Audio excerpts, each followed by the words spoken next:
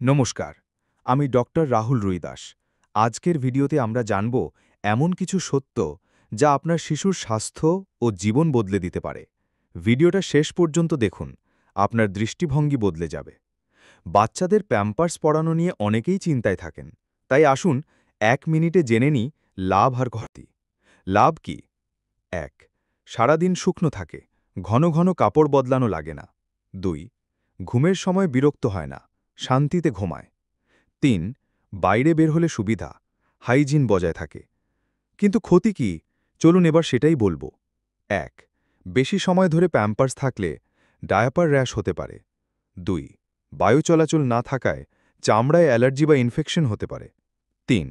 নিয়মিত না বদলালে ইউরিন ইনফেকশন পর্যন্ত হতে পারে। কি করবেন? প্রতি ৬-৭ ঘন্টা পর বদলান। ভালো মানের ব্রিদেবল ডায়াপার ব্যবহার করুন।